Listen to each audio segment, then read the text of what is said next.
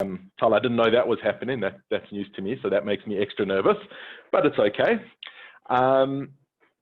Please interact with me through your microphone. Put your hand up. I'm very happy to take comments or questions.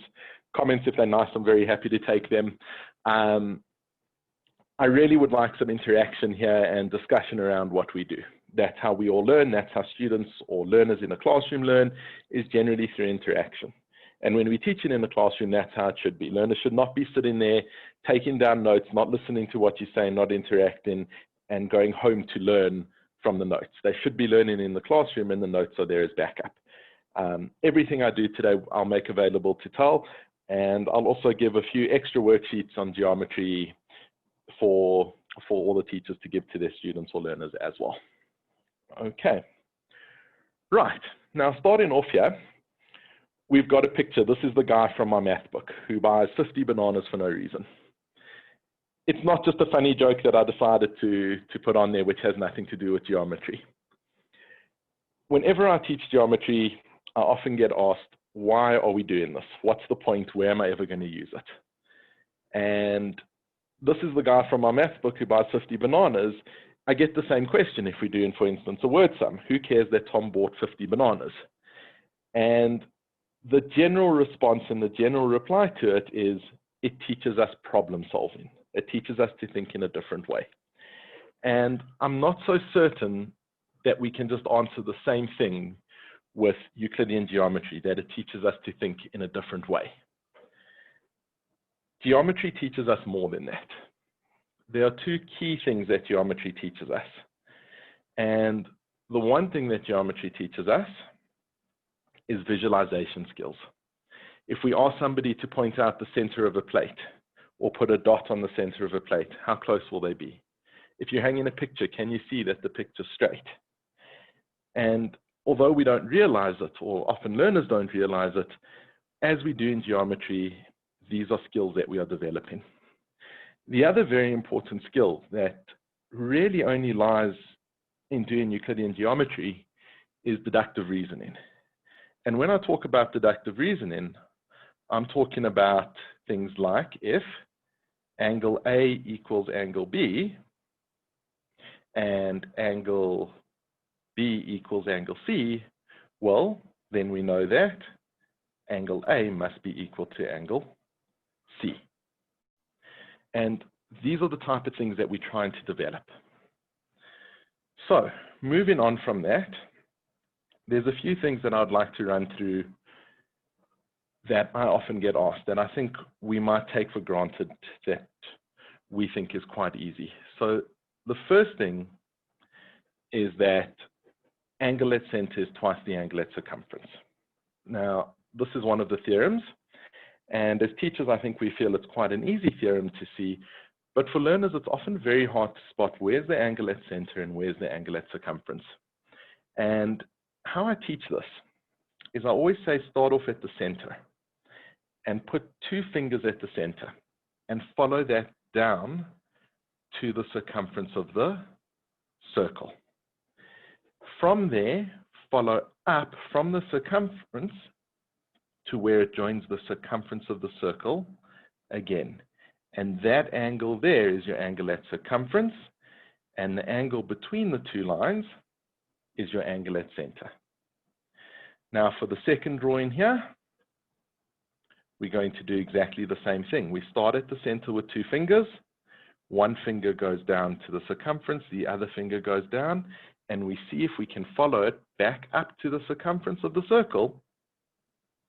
And where it meets is the angle at the circumference, with that being your angle at the center. And the third drawing here, we do exactly the same thing. This is a slightly trickier one though, because this goes back on itself. So we follow down, and then once again, two fingers, where your fingers meet again, that's your angle at circumference. And I'll always remind our learners that it's always the outside angle in this drawing. That is your angle at center. Right. And now we move on to this drawing that we've got here. And this one is often overlooked. that we can actually follow back along the same line when the diameter is on the circumference. So we follow down to the circumference with both fingers, and then when we follow back up, that one is easy to see, but we're allowed to follow back up along the diameter, leaving us that angle at the circumference and that being our angle at center. This one is especially tricky for a learner to see. I'm going to pause for 1 second. I just want to see if I can get my cameras back up. I think we've got too many participants possibly for it to actually show. Let's just have a look and see. There we go. Everything's back up. Perfect. That way I can at least see Tal's face to check that I am still talking to somebody. Great. And please remember, everybody, if there is a question, if you'd like to say something or comment on anything I say, please type it in the window. Let's have a look and listen to everybody's opinion. Now, still sticking with angle at circumference, angle at center twice angle at circumference, something I think we take for granted is it says in the theorem that angle at center is twice angle at circumference. So it's obvious that it has to be on the circumference of the circle. However, I cannot tell you how many times I have seen learners go like this, follow their fingers all the way up, and go right outside the circle and say, well, this angle must be half of the angle at the center. Or they follow it somewhere in the circle over there and use the same reasoning. I think it's something we should make very, very obvious to all our learners that it's at the circumference. And when we say at the circumference, that means that it has to actually touch the circumference of the circle. Where the lines meet have to be on the circumference. Moving along a little bit more, angle at center versus angles in same segment. For those of you who have my book, this is a page dedication, and it's very, very important. Most of us, or the majority of teachers, teach angles in same segment, that if you see a bow tie or a butterfly, there's your butterfly, and that means this angle equals this angle, and therefore this angle equals, well, let's not use a dot, let's use a double line rather, that angle equals that angle, and that's angles in same segment. So always look out for the butterfly or for the bow tie. And then we see the diagram on the right over here, and the learner sees a butterfly and a bow tie and says, cool, that angle equals that angle, and this angle equals that angle. Again, it goes by definitions. For our angles in same segment, or the butterfly bow tie diagram, it's a cyclic quadrilateral. And a cyclic quadrilateral means that all 4 points lie on the circumference of the circle. It's not just about a bow tie or a butterfly, it's about being on the circumference of a circle. And that is something that really needs to be pointed out and made a big deal of. Even if it comes quite easily to you, a lot of learners really struggle with the fact that what's the difference between the diagram on the left of the screen and the diagram on the right? Well, what's the difference? The diagram on the right of the screen, one of the vertices of the bow tie is at the circle center, and that's the easiest way to tell them apart. If you see a bow tie or a butterfly, and one point is at the circle center, that means that it is angle at center twice angle at circumference, not angles in same segment. So these are some of the very common questions and misconceptions that I get from dealing with my students. The last thing I get from almost everyone, from students who get 95% for maths to students who get 50% for maths, is we all know the Tan Chord Theorem. How do I identify the angles? And again, it's the two-finger rule. We know that the angle between the tangent and the chord is equal to the angle in the alternate segment. But for a learner, we need to actually make this very, very clear as to what we're talking about. I just want to change colors here quickly. So, how do we do this? Well, we know EAF is a tangent. So the first thing we need to identify is what is the angle between the tangent and the chord. So the first thing I do is I say start at your chord and draw a line up until you, sorry, not start at your chord, start at your tangent. And draw a line up until you reach your chord. When we reach our chord, that's the angle between the tangent and the chord. And I'm going to talk more about a chord in a few minutes, so we can identify what a chord is. From there, once we've reached our chord, there's our chord. We place a finger on one end of the chord on the circumference of the circle and another end of the chord, and we follow that chord up to the circumference. And it is that angle there at the circumference that is equal to the angle between the tangent and the chord. We can do this from the other side. So we start here, we go up to our chord, and we put a finger on either end of the chord. So we'll put a finger over there and a finger over there, and we follow the chord up to the circumference of the circle, and it is that angle and that angle over there that are equal. Now, a common mistake is actually not being able to identify the chord. So if we take our pen and we do the same thing, we follow from here up to a chord over there, we can put our finger on that end of the chord and that end of the chord, and again, that angle equals that angle, Tan Chord Theorem. However, a very, very common mistake would be to put our finger over here and follow through to point P. Again, it all comes down to making sure that learners understand that all of the theorems relate to lines forming on the circumference of a circle, not somewhere in between the circle. And the same way, we cannot use AP as a chord. It has to end on the circumference of a circle. A chord starts and ends on the circumference. Normally, I'd ask if everything I've done is quite clear, if I'm going too fast or if I'm going at a nice pace. Would anyone like to post a comment in the comment section or Q&A? Anybody got anything to say? Or even better, unmute your microphone and let's hear a different voice besides mine. Otherwise, my voice gets very boring over a long period of time. Kevin, that's nonsense. But Guy did have a question about your page 1 theorem. Guy, I don't know if you want to ask about it. Did I miss it, Tal? Was there a question? It was in the chat. I just replied. So he said, oh, I'm sorry. A third circle on page 1 and a possible contradiction. I don't know if Guy wants to take over from here. Guy, please, let's hear it. Let's get that. Let's hear what you have to say there.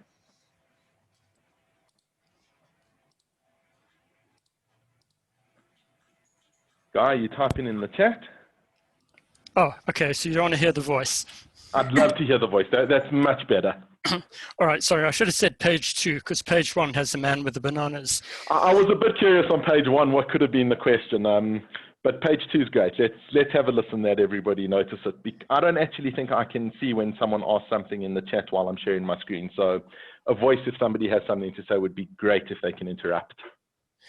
All right.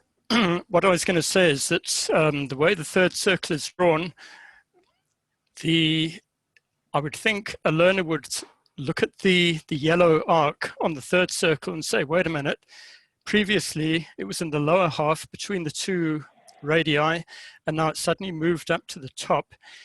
And I would think there was probably a convenience of drawing it, but maybe the two arms should have been gradually shifted up towards the 9 o'clock and 3 o'clock position, then the 2 and the 2 o'clock, 10 and 2 position. So you could see that that arc of the angle is always on the lower half rather than suddenly switching to the top half for that third example. Just a thought. Absolutely. So for those, just to clarify exactly what Guy's saying, is that it's very confusing that we're on the bottom half here and the bottom half there between, and then in this third diagram, all of a sudden it's not this one. Am I correct there, Guy? Yeah, that's what I'm saying. And it's just because of the sequence that it's being presented in. It looks like something is flipped upside down. There's a different rule for, depending on whether the angle on the circumference is in the top, or what we would call the same segment, or in the bottom half. Correct, 100%. So Guy's suggestion here is, instead of flipping it over in a sequence like that, would have been to possibly draw it like that. Yeah, that's what Am I correct there, Guy? And then, yeah. and then we can still see that that is on the outside, and that's our angle at circumference over there in between. Yeah. So it doesn't look so strange. 100%, that's a very nice observation, and thank you for that. Also 100% right, it was for the convenience of the drawing that ended up happening. But I think that's a very important comment, because so often learners seem to, when they get this diagram, think that this is your angle at circumference, and it can never be the two inside the quadrilateral that it forms. Yeah. So absolutely, thank you. Very, very valuable comment. And also very important, for both of these diagrams, we're actually doing exactly the same thing. Any of the diagrams can be drawn in different ways, and we have to avoid that confusion by making sure that learners understand it is that outside angle and not the angle inside, especially for this drawing. Perfect. Guy, does that answer? I mean, that wasn't actually a question. That was a very nice observation. Thank you for that. Right. Anything else that you'd like to add to that, maybe? Not on that particular one. You were talking about students' misconceptions, and I can just see that one arising where they see, wait, circle 1, circle 2. Now we've got a different rule for circle 3. Absolutely. And definitely not a different rule. Thank you. Thank you for that. And please, everybody, we learn through talk, we learn through chatting. If there is something, please let me know. Benedict? Oh, Benedict. I know Benedict very well. This is actually, I think, something, Benedict, it is the same Benedict that I'm thinking of. Am I right? Yes, no, yeah, it's the same Benedict. How are you? Good, good. I see your picture. So just to let everyone know, Benedict actually does some amazing, amazing work. I'm not sure if he still works for Nedbank. Benedict, are you still with Nedbank? Yes, I'm still with Nedbank, yeah. But Benedict has lots of people on Nedbank on board, and he does amazing work in his hometown. Benedict, if you could remind me where that is before I make an error. Oh, it's actually in Bushbuck Ridge, Bosbergrand in Mpumalanga. I'm currently here. Yeah, I was tutoring this morning from 8 to 12. So that's in Bushbuck Ridge in Mpumalanga. Brilliant. So Benedict travels all the time down to Bushbuck Ridge and does tutoring from his own time and really gives back to the community. So nice to see you here, Benedict. Welcome. Okay, cool, sure. Thanks a lot. Thanks for that. Just one of those angle at the center is twice angle at circumference. If you go to the diagram, I think it was page 2, the bottom one. So I'm not sure the page numbers. Okay. This one over here. I think this is more of a comment to saying you showed that the angle, the orange one, is twice the angle at the center. And another way, some other learners can actually see it as an exterior angle. So maybe if you wanted to also explain that, because I can see it's 2 radius there, to saying how you can actually show that those 2 angles, the angle at the center is twice angle at the circumference, and at the same time, that angle that looks like angle at the center, another way is the same as the exterior angle of that triangle inside. I just want to just... That's a very nice comment as well, correct. We've got 2 radii that are equal, so something very nice for geometry is we let things equal x, because it's easier than saying BAD and CDE or whatever it may be. That over there is x and x, and this is almost a proof for it, and this is our exterior angle of a triangle over here, so that would be equal to 2x, because we would add those 2 x's together. It's a nice way of looking at it as well. Thank you. Brilliant. So, any other comments before we move on? Kevin, they asked BC asked if you could repeat the Tan Chord Theorem as well. Sure. So repeat the Tan Chord Theorem as to how we find which is the angle at which 2 angles are equal. Yes, I think so. Brilliant. So could I ask you to just watch out for that chat, because nothing pops up on my screen here I'll do when that. someone asks a question. No problem. Thank you. Brilliant. So So basically what we were saying is, if we have our tangent, let me highlight our tangent, and we're going to talk a lot about highlighting in a few minutes. But, whoops, let's just jump back there. There's my tangent, which I'm highlighting. So the first thing I always say to find which is the angle between the tangent and the chord is we go from the tangent to the chord, we draw a line. When we meet the line over here, that will be our chord, provided that both points of that line end on the circumference of the circle. That's very, very important. Okay, I'm trying to get rid of what I just drew there, but it's not cooperating very nicely. Anyway, it doesn't matter. Let's get the eraser. Perfect. From there, we put a finger on either end of the chord, and we follow those with each finger to where they meet at the circumference. And where they meet at the circumference is my two angles that are equal. And that's a really, really useful method of doing it for, especially, I don't want to say the weaker children, but the children who tend to struggle more with geometry. So does that answer, is that what I was asked to repeat? Yes, thanks, Kevin. Perfect, great. Yeah. Okay, now we're going to come down here, and before I start, maybe we can open up the chat. Is there anybody here who, where is my chat window? Oh, there we go, chat 14, I see. Okay, right, so in the chat, can I just see just a couple of yeses or nos? Who here finds geometry easy? If you find geometry easy, type in there a yes. Okay, nobody, yes. Louise, brilliant. So we've got one person in the room. Oh, we do have a few people that find it easy. We have a lot of people that find it easy. No, mostly no. Yes, okay, so we've got quite a few people. In fact, the majority of the people, I like that, not so easy to teach. And 50-50 depends on who comes up with the diagram. Very, very true. Tapella, the slides are small. Is that a comment from me, for me, that my diagrams are too small? I'll try and enlarge them a little bit for everyone. What's quite surprising is that there's been a lot of people that said yes, and it needs a lot of visualization, absolutely. My answer to it is geometry easy? Absolutely not. When I was in school, geometry was terrible for me. I really had no idea how to do most of the geometry. In the exams, it was a lucky packet, and I would just write down all the theorems that I know. So I'm actually really glad to hear that everybody says geometry is easy, or so many people say it's easy. I don't think it's very easy. And maybe that's just because I struggled so much with it in school. And a lot of comments came up there was, it's very hard to teach. And I think the reason it's so hard to teach is because it's not like algebra where we can set rules for our learners and say, when this happens, do this. When that happens, do that. Go practice and just apply your knowledge. There was a comment there, depends on who comes up with the diagram. Well, it does depend on the diagram. There's lots of diagrams that are very difficult.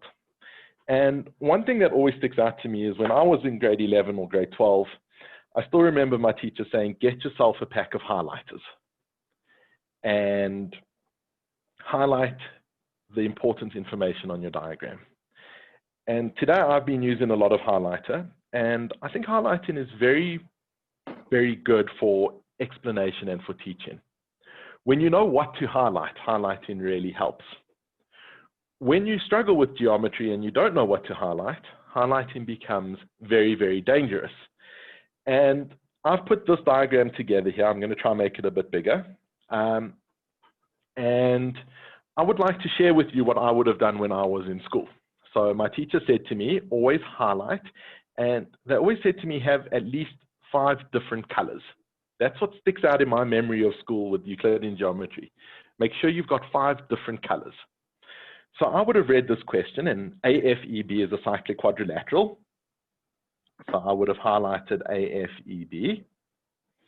And then I would have picked up another highlighter, and I would have highlighted CFED is a cyclic quadrilateral. So I would have gone CFED is a cyclic quadrilateral, and AB is parallel to GY. Well, that's very important. We mustn't forget our parallel lines. So those two lines there are parallel. Great. And then there's a PA, oh, those are tangents. Okay, so I must change my color. It's okay, I've got 5 highlighters, 5 different colors. I haven't used my orange one yet. Let's go there and highlight my tangents. And that's what every diagram that I had looked like when I used to do Euclidean geometry in school. Possibly the reason why I could never do a Euclidean geometry problem, because you have destroyed your diagram. And generally with someone who struggles with Euclidean geometry, the harder the question, the more highlighting and the more color there is. And that makes it very, very difficult, especially in a final paper where you only have one diagram. And luckily I didn't make a mistake. I may have highlighted this one sometimes in school thinking it's parallel, and then I would have kept looking at that one thinking it's parallel because I can't erase my highlighter. So a word of warning to teachers and to any learners who may be listening, I find highlighting very dangerous. The other thing is, by nature, if we see something very bright, we fixate on it. Even here, if I just highlighted one cyclic quadrilateral, that is where my focus sits. The entire time I am looking at that cyclic quadrilateral and coming back to it. And it's very, very easy to miss something else.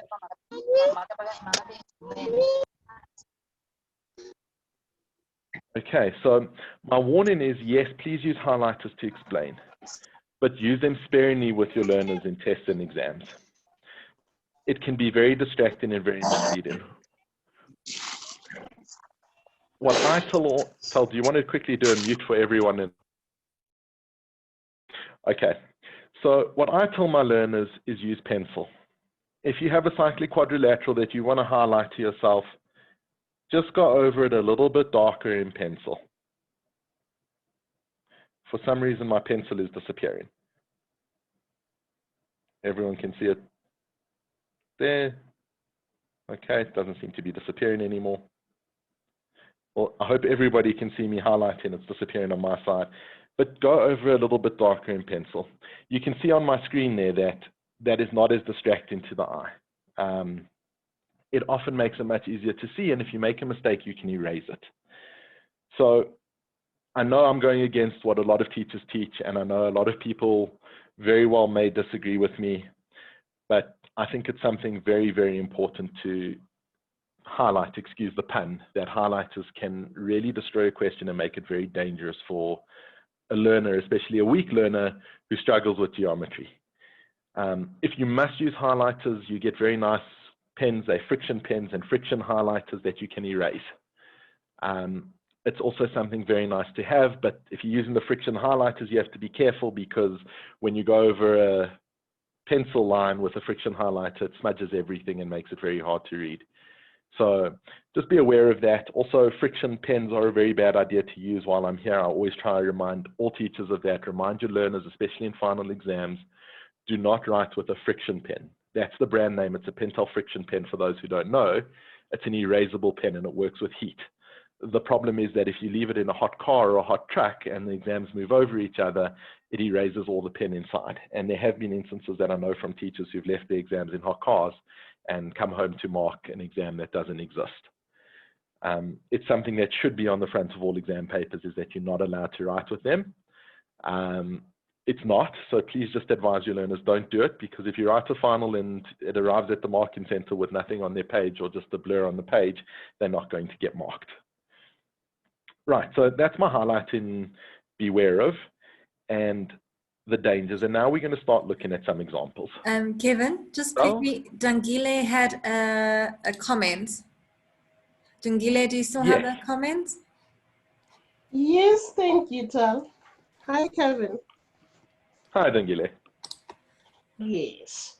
I wanted to comment based on how easy and how not easy it's teaching or it's geometry in general.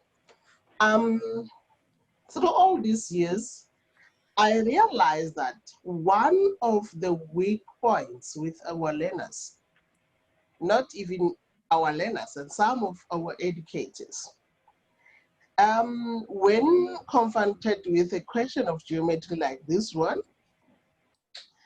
the learner does not give himself or herself time to check the diagram first and the scenario provided above the diagram.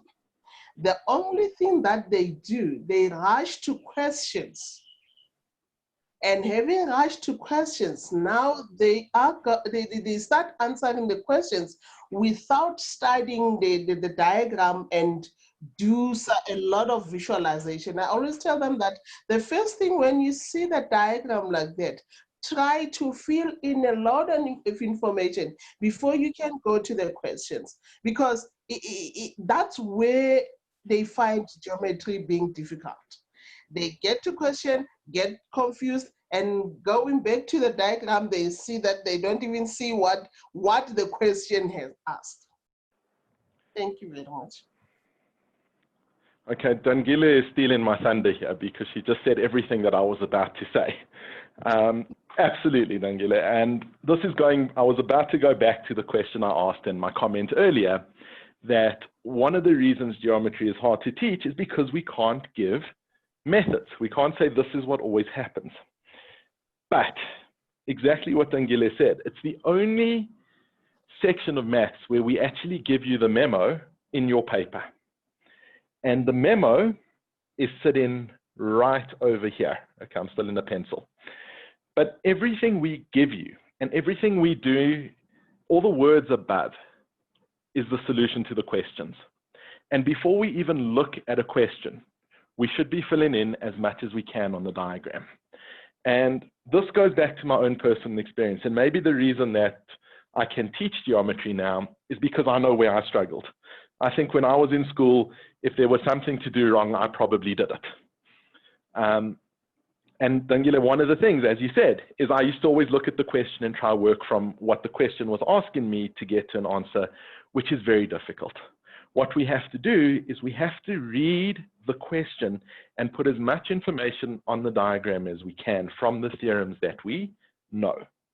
And if we do that correctly, before we even start to answer the questions, we should have answered everything. If we haven't, then we missed a piece of information that they gave us. Now, that's a lot easier said than done sometimes. And one of the reasons is our learners do not know their theorems.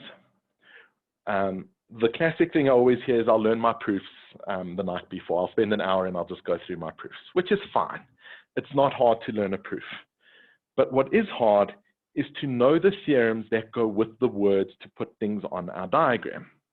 So what I'm trying to say here is, if we get, for instance, in this question, in the diagram below, O is the center of circle ADCFE. We have been given a huge amount of information in that one line. And that is what we concentrate on. The fact that the question says prove O1 equals E, I don't care about. I care about the information given. So this is where highlighters, I think, are important. What we should be highlighting over here is O is the circle center. And what we need to now do is we need to say, right, what do I know about circle center? What theorems do I know that relate to it? Well, one of the things that I should be thinking about is line from center perpendicular to chord, or line from center to midpoint of chord. And on my diagram, I can see that's there. So I should be marking off that, hey, those are 90-degree angles there. Then I should be thinking angle at center twice angle at circumference. So I'm just going to write these down and then we'll talk about it. So angle at center, that's another theorem that relates to it. Then I should be thinking tangents, because tangents are perpendicular to my radius. And if I've been given a circle center, I will probably have a radius. I should also be thinking angle in semicircle. Right, now this is one that I left out above, so maybe it's worth quickly going and noting that. But if I have a diameter, if I put my finger on either end of the diameter, if I follow that up to my circumference, that forms a 90-degree angle, or subtends a 90-degree angle. So that's another thing I should be thinking about. And the one thing that everybody always forgets is radii. We should be thinking about radii. So just from O is the center of the circle, That's the information I've been given on the diagram, or that I could possibly put on my diagram. So that's what we're going to try to do now. Before I go put that all on, I just want to make note that it says DFC equals X. And something else that I've noticed, this kind of notation really confuses a lot of learners. Please spend a bit of time going over. If it says DFC, start at D, follow through to F, then go to C, and it's always that middle angle. Because that is a very, very important concept that if you don't understand, you're in a lot of trouble with if you are given information in that form. Right. So I'm just going to fill in that DFC there equals X. We've also been given points on the circumference of a circle, so of course I should be thinking about cyclic quadrilaterals. And immediately, what are my three properties of cyclic quads? Exterior angle equals opposite interior angle, opposite angles are supplementary, and of course my angles in same segment bow tie. Okay, and just take note, bow ties or the angles in same segment can also be on its side, and you could have both in a diagram. Right, so I'm going to go fill in all that information now. So in the diagram below, O is the center of the circle. We've already put together the 90 degrees. Radii, I'm going to mark off as equal there. And while I do that, equal radii often form isosceles triangles. So I'm just going to put in that A2 equals F1, just with a little dot there. What I'm also looking at is that angle C1 and C2 over here. Maybe we can, yeah, that should be good. I'm looking at that angle there. If this is X, we should see the 90-degree triangle, and therefore this whole angle over here is 90 minus X. Whether I need that or not, I don't know, but I'm going to fill in everything I can. Okay, now that we've done that, we're looking at angle at center. So I'm going to put my two fingers at the circle center over here, and I'm going to follow down, and I'm going to see, can I bring that up somewhere to the circumference? And the answer is yes, I can. And now I can see that I've got angle at center, O2 is twice angle at circumference, angle C. So this must be double that, so that's 180 minus 2x. And from that, I should know that F1 and F2 each have to add up to 2x, and they're equal, so that must be x and x as well. Again, I'm just going through. I haven't even looked at what the question's asked. I'm just going through and filling in what I know from my theorems and the information given. I'm going to look and see, is there another angle at center twice angle at circumference? Because very often there's more than one. And I can see if I follow through down here, it's the one we spoke about earlier on, where if we follow back up along the diameter, F1 and O1 are also angle at center twice angle at circumference. So I'm going to fill that in as well. That O1 must be twice F1, which is X.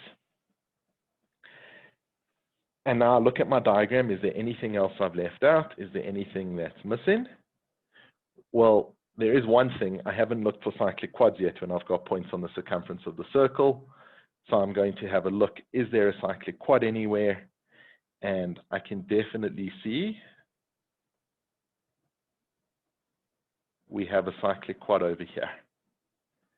And from there, we can see that that angle, the whole angle of F, must equal the whole angle of E, so that must be 2x. And angle C1, I'm just going to make a little star for myself, must equal to angle A3. Right. So there's a lot of information on the diagram from very few words. And now we look, what is the question actually asking us? Prove that O1, which is over there, is equal to angle E, which is over here, and we've already proved it. And that's the idea, is that all the questions are already proved. Now, when I teach it, people often sit next to me and say to me, it's so easy when you do it. And that comes from practice. Once we know our theorems and once we understand how each theorem works, it comes with practice, taking this information and putting it on the diagram. And knowing our theorems, whenever we're given a piece of information, we try and put together what theorem could relate to that piece of information. What is also a skill is once you've put all this information on the diagram, is to be able to work backwards now and actually go give reasons as to how things happened. And again, that takes practice to be able to take your diagram and say, right, where did we start? Where did we start? We started over here, that this was angle X. Do we have a comment? Tell you're on mute. Sorry, Tapelo has a comment for you. Perfect, let's hear it. Okay, afternoon, thank you everybody. Kevin, majority of us here, we said yes, right? My suggestion, especially for struggling learners,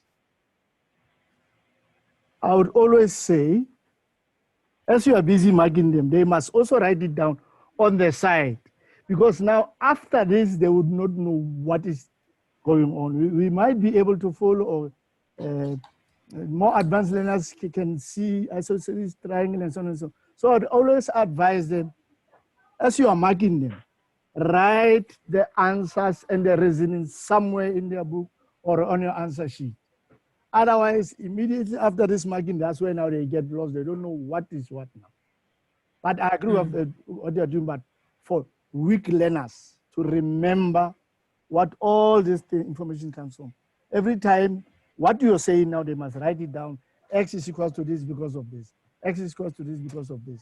Angle is center and so on and so on. At least if they are right, they are able to come back, especially when they have to come and answer final questions on the question papers. Absolutely. So it definitely is a very, very hard skill to come back and trace back where you've been. And that is a very valid point. Write down quickly on the side somewhere exactly what you're doing and keep track of it. My only comment to that is you've just got to be a bit careful of time, because it's very, very time consuming to write everything down with reasons. You're basically going to be answering each question twice. No, sorry, Kevin. Kevin, I agree with you there. But I'm saying it's better to get 4 marks instead of getting 0, because now after that, you cannot even get a mark. I agree, time-wise, it will consume. But at least you'll get something instead of getting nothing. I'm talking in terms of weak learners, which they are in majority. Weak learners are in majority. Remember, only few learners will follow you. So our concern here is the majority. I mean, from the schools that I come from, most of them are struggling. But I hear you. It is, of course, time consuming. They can get something out of it. Absolutely. Look, it is tough for a struggling learner, and I'm not saying don't do this. I'm just saying warn them of time constraints. You know, maybe don't write down the whole reason and everything. Make notes for themselves as to where it came from. Also, the more you practice doing this, the easier it becomes. I think part of the problem is that learners are very, very afraid to do a Euclidean geometry question without sitting next to someone who can help them along. And that's a big problem, because it's very easy if I point out and say, look, here's a cyclic quad. Look, here's an angle at center. The skill of it is to actually identify that yourselves. And the more they practice, the better they become at it. And something I was going to say more towards the end, but I think it would be good to say now. And a suggestion, and what I do with a lot of my kids, once they cover Euclidean geometry, is every week they have 3 or 4 Euclidean geometry sums that they have to do for me. Okay. And they get that on a continual basis. Every single week I print out and I give to them and I say, guys, I want these done. And I started off easy and it gets harder and harder as it goes along. Because it's very difficult to go back and see what you've done here and remember everything. And you may have to rework it out and start again. And one of the things there is, again, pencil, and be careful of highlighter, so you can erase and start again if you need to. But very, very valid. And something I'd just like to point out to educators, did anybody see a much easier way of doing this? There is. And what is that? There is a way If you look at the two triangles AFB and FBC, We have congruent triangles. exactly. Exactly. Now, this is something I want to point out when we're teaching in class, because I think a lot of teachers will jump straight into this and say, look at your congruent triangles. Number one, please remember congruent triangles exist and are very common in geometry. In hindsight, it's very easy to see the congruent triangles and to see that we needed to make F1 over there, did I call it F1 even? Yes, F1 equal to X. But it's not the first thing people would jump to, but it's something that everyone should be aware of. So if I erase everything here, what we have is two congruent triangles. That F2 equals X, and we have side, angle, and a common side there. So what we have is two congruent triangles. Let's just go through it very quickly. Those two triangles are congruent, and therefore F1 equals X, angle E equals 2X by angles in same segment, which we've done. And then O1 is quite simply our angle at center, twice angle at circumference.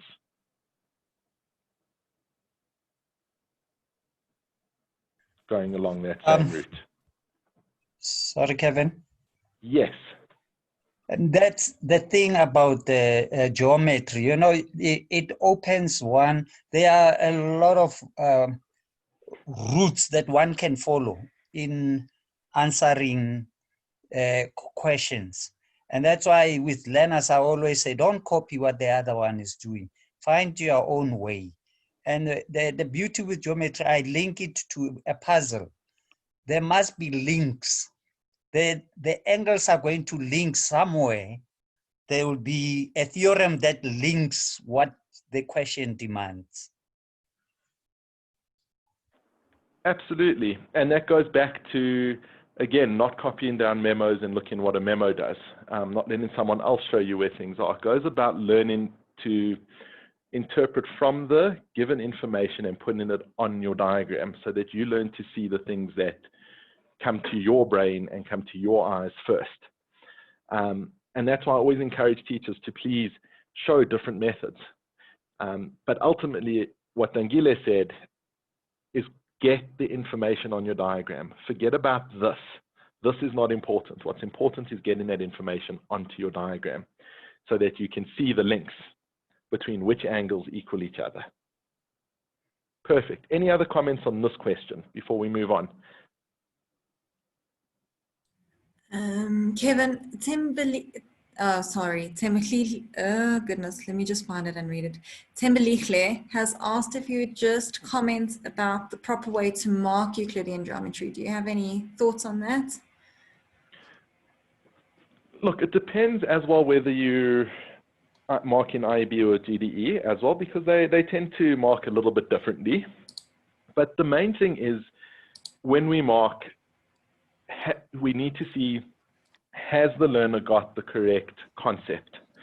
You know, given a reason that, for instance, F1 equals A2, is it relevant to the solving process? Have they used that? Because you could have used that by saying exterior angle of a triangle once those two are equal and got that as 2x instead of angle at center. So if that's been used, then definitely we would mark it correct. But you know, a lot of teachers say just identify everything and write it all down. We can't give marks if it's not relevant to the solving process. And we don't give marks if it's not relevant to the way that they've solved it. So just because they've said that this equals X and they've identified equal radii, if that hasn't been used, and I'm not talking how they mark in GDE, I'm talking in DBE or the IEB finals. What I'm talking about is how we mark our learners in the test to try and teach them. If we put that there and we haven't used it anywhere, should we actually allocate a mark to it? I don't personally think so, because they haven't learned anything from the question. They need to learn to put down the relevant information for what they are trying to prove and use in their method. However, in finals, there will be marks allocated. If this is on the memo, they will get the mark for writing that, provided they have the correct reason. But when we mark in our learners, I strongly, strongly believe for testing to try and prepare them and get them going, that only relevant information to their method of solving gets marked. You know, they can have the answer there, but have no idea what they're doing. We need to make sure that they understand and see, not just write down random statements and random variables that are equal. If that was answering the question that was asked. Perfect. Tal, anything else that anyone's asked? Not at the moment, but I think that's a very good comment. Students do need to be taught how to answer geometry, and the only way to mold them is to show them in question and exams. If they're not doing if they're off on a tangent somewhere, it doesn't matter because they haven't answered the question correctly. They're not using the information provided. And it works with any maths question, not just geometry. So just on a side thought. Brilliant, thank you. Okay, I only have 4 examples, so we're going to try to go quickly. I know we said an hour, hopefully we won't go too much over. This is another nice question, which I'm sure many of you have seen before. This has been in lots of tests and exams, so I can't even cite where I got it from because I have a page-long citation, but it's a really nice question to do with tangents. And going back to the point of look what's in your diagram. So again, and I am going through quite quickly. If I am going quickly, please ask me to slow down. But it tells us in the diagram below, 2 circles have a common tangent, TAB. Great, so we have a common tangent. Immediately, I start thinking about tangents from same point. What theorems go with tangents? Tangents from same point, tangent perpendicular to radius, Tan Chord Theorem, of course. All of these things are what should be going through my head. Okay, they've also told us here that PT is a tangent to the smaller circle at P. And PAQ, QRT, and NAR are straight lines. Now, very often we ignore things like are straight lines. Don't ignore straight lines. Straight lines in a question are trying to tell you, look out for things like vertically opposite angles. Look out for exterior angle of a triangle. Look out for adjacent angles on a straight line. All the properties that go with straight lines. What we said before, the solution to the question is over here. The information now given is relevant. Don't ignore it. Right, and they told us that angle Q equals X. So that's a good starting point with angle Q equals X and tangents. That's what this question is all about. So that's what I'm going for. I'm going to look at my common tangent, TAB, because that's where it started. Generally in the geometry question, the order that they give the information in is the order that you're going to have to use it. So they gave me tangent TAB first, that's where I start. And I have a look. Angle A2, there's my tangent, that equals to X. Hey, they told me about straight lines in the question, I'm thinking about vertically opposite. That equals angle A5, which also equals X. And there's my angle between tangent and chord, that equals to P2, which also equals to X. Right? Everyone happy with that so far? So just to point out again, I haven't looked at the questions that have been asked. My questions are down here. Okay, and just to point out, the first question, give 3 other angles that are equal to X. But we're not going to worry about that now. We're going to carry on. Okay, so we've marked off 3 angles that are equal to X there. What else can we do? What other information haven't I used? Well, I haven't used the fact that TP is a tangent as well. So let's put some of that in. I'm just going to change my color slightly. So I can see here P1 must equal to angle N. And by my common tangent here, A3 also equals to angle N. Now, personally, I like to give things variables. Don't go mad with it and have 20 variables, but it's nice just to have an X and a Y over there so we can see what's happening. Tangents from same point, by the way, we should have labeled in as well. I didn't do that, but we can see that now with the isosceles triangle that TP equals TA from the angles being the same, and we knew that originally from angles there, tangents from same point. We also think in vertically opposite angles are equal, right? And again, A6 becomes my Tan Chord theorem for R2 over there equal in Y. And what I'd like to do, again, not adding in tons and tons of variables, just point out that P3 also equals A4, which equals A1. I may need that somewhere. Now we can begin to answer the questions. Question 1, we've already proved. Give 3 other angles which are equal to X. Part B, prove that ARTP is a cyclic quad. If something asks me to prove a cyclic quad, what am I thinking? I'm thinking exterior angle equals opposite interior angle. I'm thinking angles in same segment, and I'm thinking opposite angles are supplementary. That would be 180 minus X. Okay, and it should be very clear in the diagram that we've already got that answer on board. There's my exterior angle equal to opposite interior angles. Now again, I'm going through this very quickly. It would be here all afternoon if I had to write it all down with reasons, but please make your learners aware that statement and reason is very important. For every statement you make, there must be a reason. Don't just put it all in your diagram and think you're done. Okay, the examiner's not going to know what you're talking about.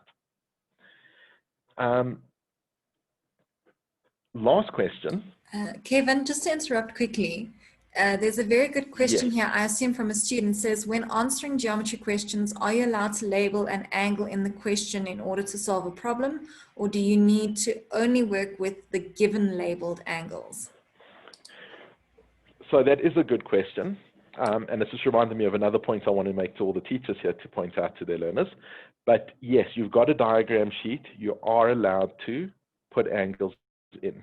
If you're constructing lines or doing something like that, just make sure you make it clear to the examiner what angle you're putting in and where you've constructed a line. Don't just put it on your diagram and assume the examiner will find it. So yes, you are. Okay.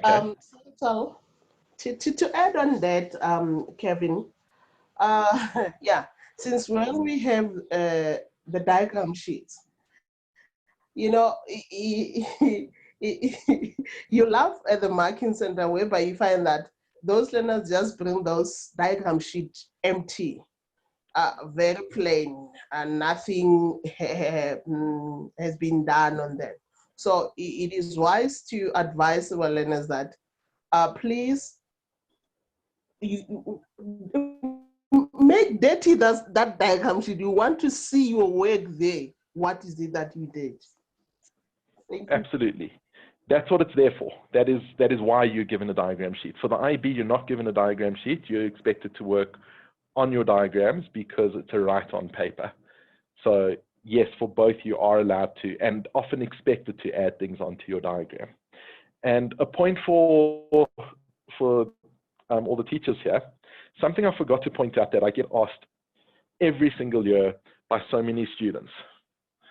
And I'm just going to make a point of this angle over here. Circles do not break angles. We don't have two angles here where we've got an angle between the tangent and the circle and the tangent and the chord. We never ever look at circles breaking up the angles.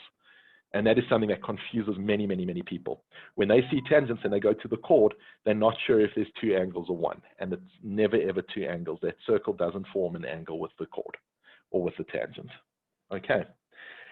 Right, question C, given that PNQR is a cyclic quadrilateral, and I actually put this in to point out, this is not a question that actually normally is with this diagram. You're not going to find that in any of the tests.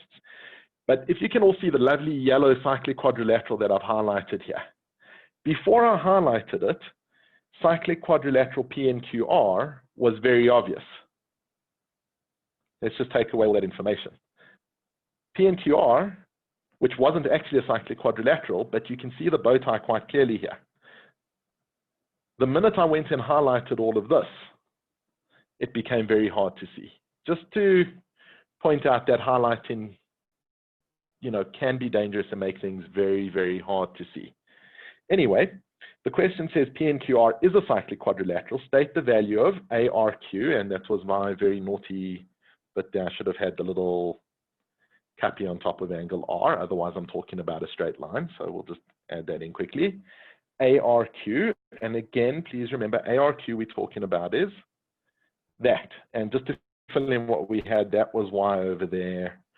Let me just see if I can actually get back to, no, I can't get back to it, sorry. Word doesn't allow for you to do stuff like this. So without redoing everything that we did, let's just erase, okay. Can't erase, let's see.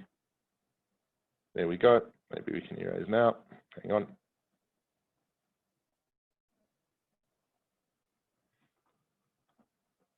Sorry everybody, technical difficulties of doing things over Zoom. Let's do this.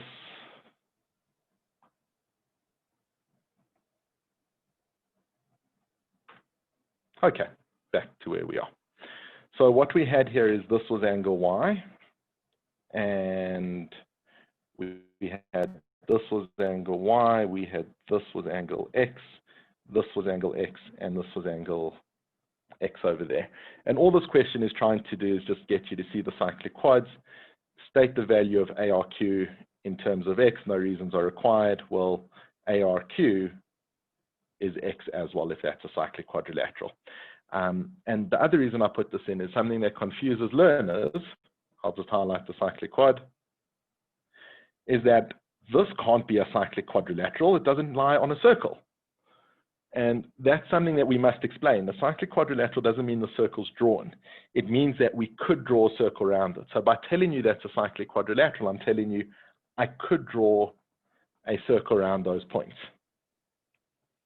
And that's something very important because they look at that and they say how that's not possible. And it can be a cyclic quadrilateral even without the circle drawn in. Right. One last, there's this example and the next two, I promise, are very quick, will be done in 10 minutes. So in the diagram below, TD is a tangent to the circle at D. RS and DP are produced to meet at W. So produced, that's something else. That's another word that confuses learners. What does produced mean? And we must just say that it means that lines are extended to a point. That's basically what it means, is that we take two lines and extend them until they join at a point. Okay? So DP, RS and DP are produced to meet at W. RSW is a straight line. Please don't ignore the fact that it's a straight line. There's a lot to think about there. And it tells us S4 equals S2. So straight away, I'm just going to quickly mark in that S4 equals S2. Right. And now again, they gave us a tangent. So I'm thinking radius perpendicular to tangent. There's no radius here, so that's not there. Tangents from same point are equal. And here is another very important point. It looks like TD or TS and TD are both tangents. The question did not tell us that TS is a tangent.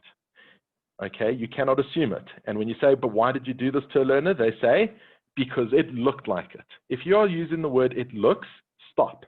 It looks like it is not a reason. Okay, diagrams are never drawn to scale. You can only use the information that is given in the question. We know TD is a tangent, TS we do not know is a tangent. So we're going to go put that in. TD is a tangent, so we don't have tangents from same point. What do we have?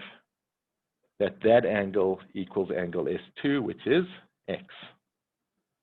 And that equals angle S4. And remember, they told us about straight lines, vertically opposite angles, that also equals X.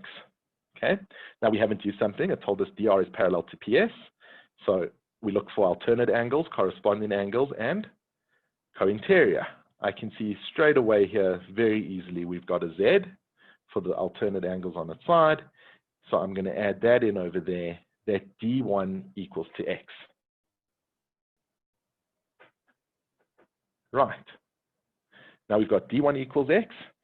Also, DRSP is a cyclic quadrilateral, right? So I know here that angle P, and I'm not going to draw a single line because that means it's equal, and like I'm going to have to draw a double line. Angle P equals angle R. I'm going to put that in over there. And also, angle P from corresponding angles, just to put it in, those two are going to be equal. D1 and D2 is equal to angle P2. Just to remind ourselves there. My eraser doesn't seem to be working anymore for some reason, so that makes it a bit tricky. There we go. Okay, that's just for us to remember. Worry about those corresponding angles. Right, so now I've filled in a whole lot of information on this diagram. Let's have a look and see what the questions ask.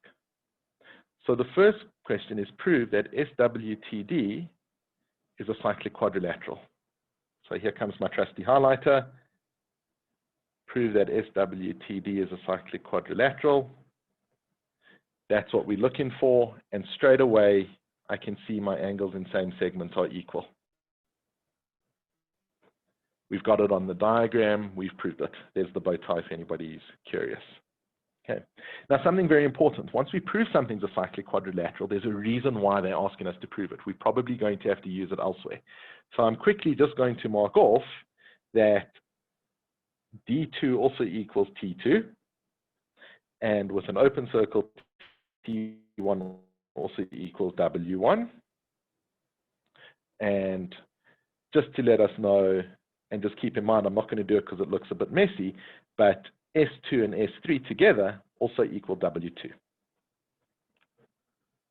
That whole angle equals that whole angle. Okay, right. The next question says, prove TK is a tangent to the circle. So remember, when something asks me to prove something's a tangent, I'm trying to prove the Tan Chord Theorem. Please tell your learners that they cannot say two angles are equal, Tan Chord Theorem, and therefore it's a tangent. Okay, that is a very, very common thing that I see. Let's just get rid of all of this so we can see it quite clearly. We are trying to either prove that S6 from Tan Chord Theorem equals D1, which we actually have already, or we would have been trying to prove that S3 over there equals D2. That angle and that angle are equal. So we've already done it. S6 equals D1. Therefore, TK is a tangent, converse Tan Chord Theorem. Please, please, again, reiterate to your learners that you cannot say S6 equals D1, Tan Chord Theorem, therefore it's a tangent. Okay, that cannot be your reason. You have to give the reason as to how you got S6 equals D1. If we're proving something's a tangent, I don't want to see somewhere through the lines Tan Chord Theorem.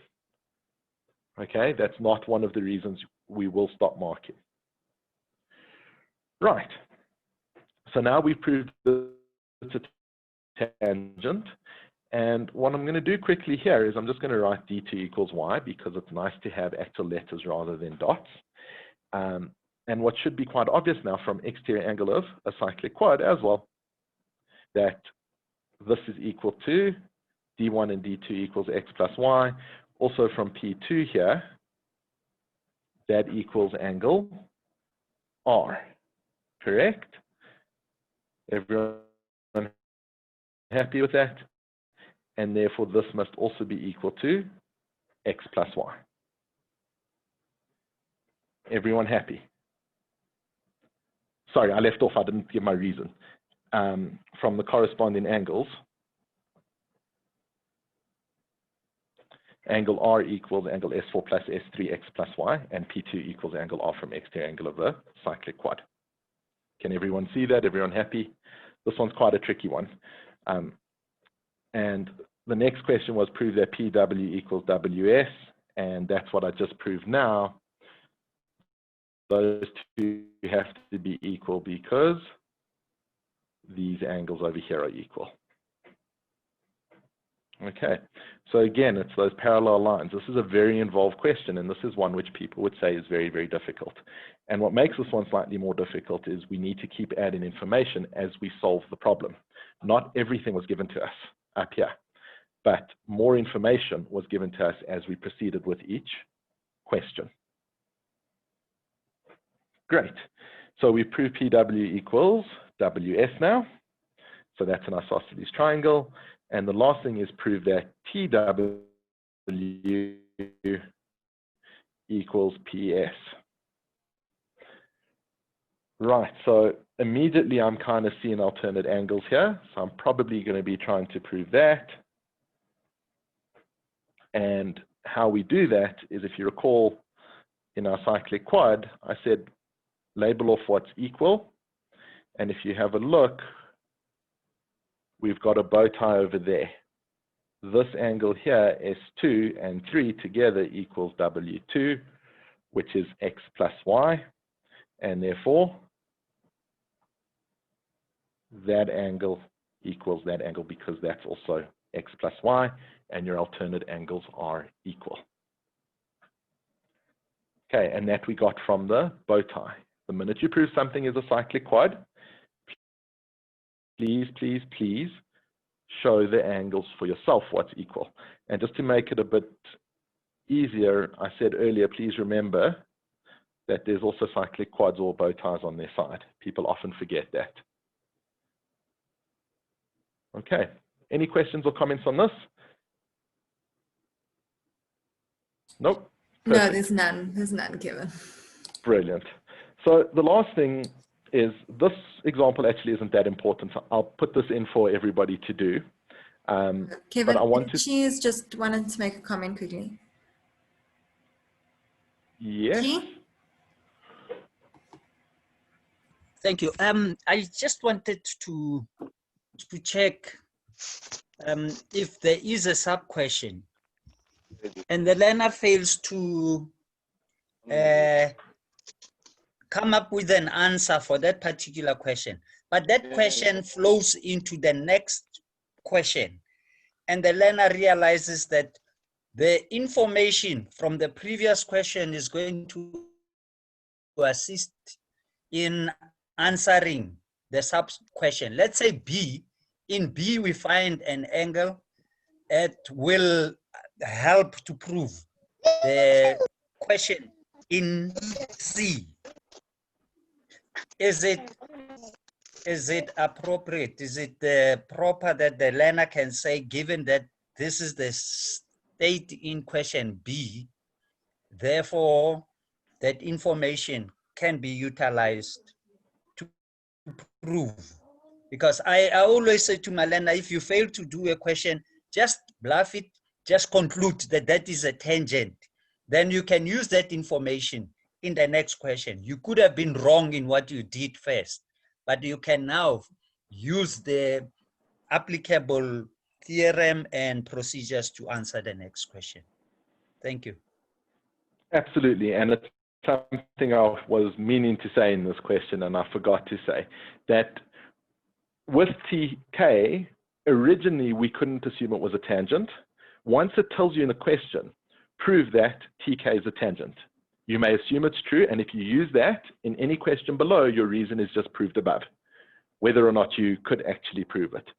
So anything they tell you to prove in question A, B, or C, you're allowed to use those as you move along. But you can't use in question A that TK is a tangent because they haven't told you to prove that yet. So you either have to prove it's a tangent first if you're going to use it, or you don't use it at all. You can't use the fact that they told you later on that it is a tangent. That's very important because learners often do that. Oh, well, later on it tells me it's a tangent, so I'm going to use it here. That you're not allowed to do. Thanks, Kevin. Okay, brilliant. Thank you. So this question, Tal, I'm going to skip over and save a bit of time. It's not that important, but I will put it along. Actually, are we in a big rush? Can we go an extra 10, 15 minutes? The webinar is scheduled for 2 hours, so you go ahead, Kevin. Oh, I think brilliant. everyone is Okay, enjoying so it. I don't think there's a guy says go forever, so I think you've got a little bit of leeway. Okay, brilliant. I'll also try, if I'm going too fast again, guys, please let me know. Generally what I do is I look at everyone's faces and I judge by what I'm looking at as to how fast I'm going. That's why I wanted cameras on, but Tal's the only face I see here and she looks very happy all the time, so I never know. So this is actually a very nice question. and it goes to the visualization. And it looks like a very simple diagram. And very often the very simple diagrams are actually very hard questions. So let's look. In the diagram below, O is the circle center and AOD is a straight line. So again, O is the circle center. What am I thinking? Radii. I'm thinking line from center to midpoint of chord. I do have that, so I'm going to mark that off as 90. I'm thinking angle in semicircle. I have a diameter. So therefore, where those two meet off the diameter, remember, use your fingers, follow it through. That angle there is going to equal to 90 as well. Anything else that I've got from that? Not really, but I do have an isosceles triangle, so I know the whole of D1 and D2 equals angle C, but that's getting a bit messy, so I'm not going to put it on my diagram, even though apparently I'm not allowed to erase it for some reason. There we go. But just bear that in mind. These are the things that we think in, and these are the things that the learners should be thinking about, is all the things that relate to the information that's given. OC bisects BD at F, that was on the diagram already, so I used it. Now, I don't stop there. They've given me a physical angle here, 38 degrees. Something that learners really like. They don't like working with angles that are X's and Y's, but when there's an angle of 38, that looks fantastic. So what I can do is angle A is 38, angle B is 90, therefore angle D2 will be 90 minus 38, which is 52. And if I can just point out, we're dealing with, for those who can't see it, we're just dealing in that triangle there. Angle D2 is 52 degrees because of angle in a triangle. Something that people really struggle with, and sorry, I shouldn't be drawing that in the highlighter. But if I have a 90-degree triangle, please make sure your learners understand that these two angles over here add up to 90. I so often see if I give this as X, it's very easy for them to tell me that's 90 minus X. But if I tell them this angle is 90 minus X and I ask what's this, I get a very blank look back. Okay? Just make sure they're aware of that. If this is 90 minus X, this is X. If this is X, this is 90 minus X. And they can put numbers in and you can play around with it. But just point it out. It's something very obvious to a teacher, but often not obvious to a learner.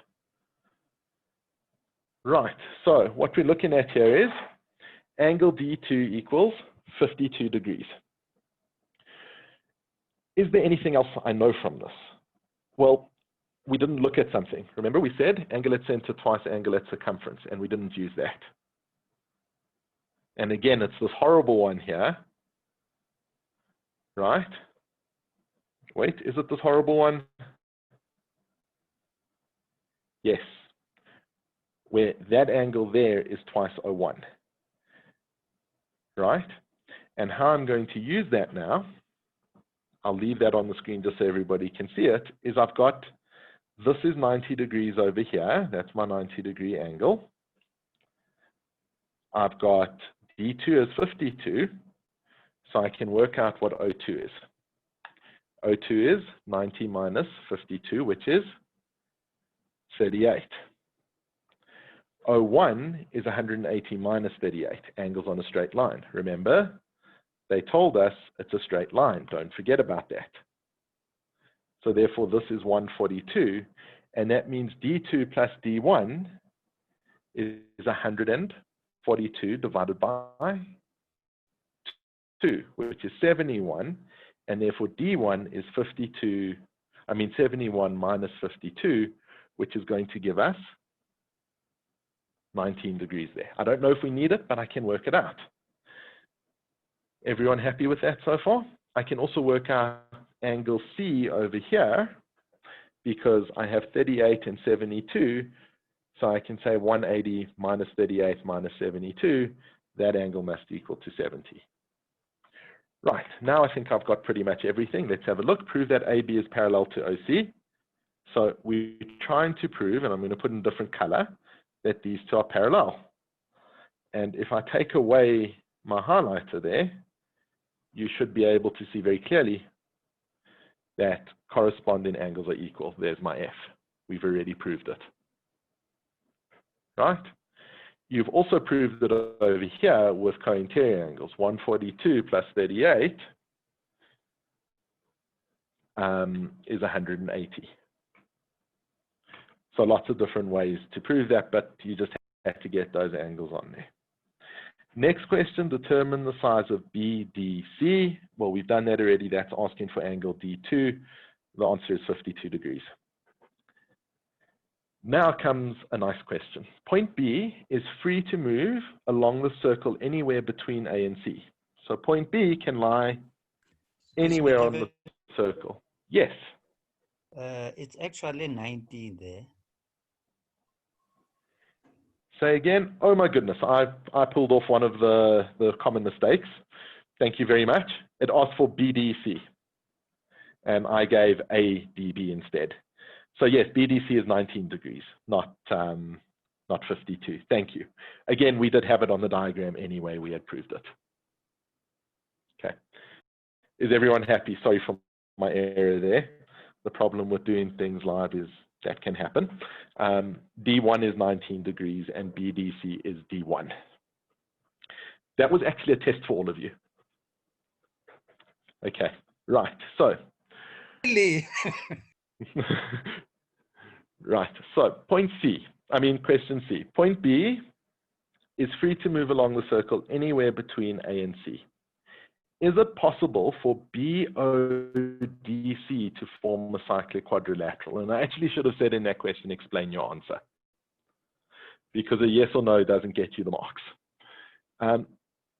And maybe in the chat or through voice, can we have some suggestions on this type of question? Because this requires visualization. We're talking about a point that can move along the circumference of the circle. So point B can move anywhere between there. Is it possible for BODC to form a cyclic quadrilateral? And for the IEB teachers that are here, this is something that's very common in the IEB. They like to move points around and do things like this and ask intriguing questions about possibility and what can happen. So this is a nice visualization question, but no reason that it's specific to IEB. It could come up in DBE as well. So would anyone like to weigh in? This is actually the reason I wanted to do this question.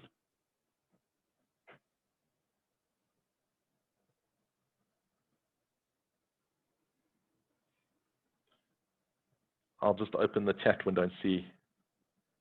No one? Don't be scared. Don't be shy. I made a mistake too. It's okay if you make a mistake. Now, this is we have a live seminar. I throw a piece of chalk into everybody, sit in there, and whoever it hits has to answer. Kevin, so Carl, are you going to save someone? Because I was just going to pick. Yeah, so Guy says no, ABD is always 90. And OCD is never 90. And then Simbarasha says, okay. Is C not equal to D1 plus D2? Is C not equal to D1 plus D2? Yes, Wow. C is definitely equal to D1 plus D2. For sure, it's an isosceles triangle. Yeah. Tapelo says with construction, yes. And Longelo says move B towards C, yes, it's possible. Okay. So we had no, and I want to quickly go into that first one because I was really hoping someone would say that. Someone always says that in a question like this. Remember, the cyclic quadrilateral we're looking at is that cyclic quad. So yes, this angle is always equal to 90, but that's not the angle. You're thinking that these two can never be equal then, but that's not the angle we're talking about. We are constructing, because they said BODC, it's this little angle in here that would have to be equal to that angle over there.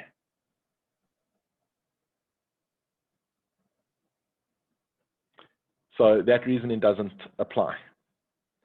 In case anyone's missing it, there's the, I'm destroying the diagram now. This is why highlighters are dangerous. We're looking at that bow tie over there to say those two angles would have to be equal. That was the reasoning behind saying that it's not possible.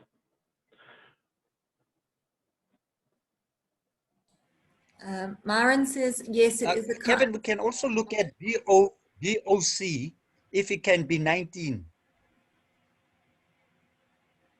DOC, if DOC can be Yeah.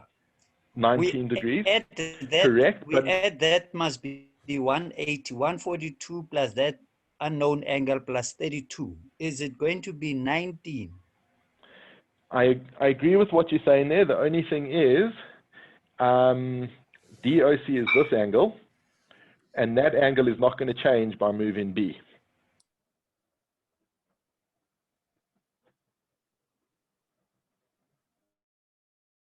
What I'm trying to say is the angle between there, that's trapped between 142 and 38. Oh, sorry, I see it. That angle you're saying, is it possible for that to be 19? And if it's possible for that to be 19, then it can be a cyclic quad. Correct. Correct. And this is the visualization that I'm trying to get out of with a question like this. Personally, I wouldn't pick that angle because that one's a bit hard to deal with. What I'm going for is a combination of what was said. That this angle here is always going to be 90. No matter where I move B along the circle, angle ABD will always equal to 90 degrees because of angle in semicircle, right? So what we're looking at here is this is a radius over here, and that would make this also equal where B is. And what we're looking at here is it possible for this angle or this angle to be 19? Fine. I think it's easier to see where I'm going at the top. For this angle over there to be 76. And if that is possible, then it's a then this could be a cyclic quad. So what we need to do is we need to move B in such a way. Sorry, Kevin. That, yes. You just make a mistake. Angle C, it's 71. Somebody said it earlier. Just check. C is 71. Oh, sorry. Yeah, sorry, just a slight mistake. Yeah. Sorry, So, there we go. 71, 71. Yes. Sorry. There we go, 71. Sorry. So we're trying to see if this can be 71. Thank you. I think that might be my handwriting as well on the laptop there. So C is 71. So we're trying to see if angle OBD can be 71. And the answer is definitely yes. Because for this to be 71, this angle has to be 19 degrees. 90 minus 71. Does that make sense to everyone? I'll just assume that's a yes. So in other words, this angle has to be smaller. So B has to move is 19. We will also make that angle 19. And therefore, BODC would be a cyclic quadrilateral. You could even expand the question to say, could it be a cyclic quadrilateral, and in which direction would B have to move in order for BODC to be a cyclic quadrilateral? And that would force a learner into having to give that proper explanation of B moving clockwise. And I'm not sure who said it, but you could do the same thing with angles on a straight line here, saying how this angle would have to get bigger to make that equal to 19. And again, B would have to move clockwise. So two alternate solutions to this. What we're trying to get out of the learner is that visualization of moving B and what happens to the angles as B moves along the circumference of the circle. Okay, Tal, do we have any questions in the chat? So the comments are, this is a very high order question. And then Bonnie asked, what answer is expected from a learner in case of C? Should they answer yes, no? And is it better to ask, prove, or explain the answer? So yes, again, it should have possibly said, and I said that at the beginning, that we should have said explain your answer, or a better way of saying the question was, say if it is a cyclic quadrilateral, in which way would B have to move, or how would B have to move? And that would elicit the correct response from the learner. Oh, I bet you just realized I can keep the chat window open on the side here, so I can, in fact, I can actually put it on the screen. I can see it up there. Brilliant. Okay, everybody, I can see your questions now if you want to talk to me. And it is a very high order question, and a very, very common high order question in the IEB. This is definitely something for the IEB teachers that you could expect in an exam. Charlie, you can do the mute thing again if you could.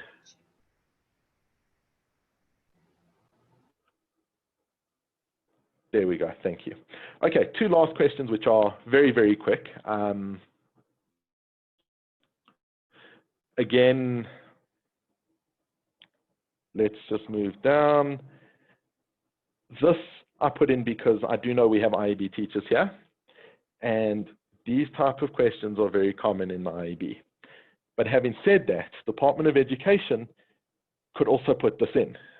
There's no reason why it couldn't be asked. The question reads, in the diagram below, AOB is 2x. Great, we've seen that. And AB equals CD, it's given.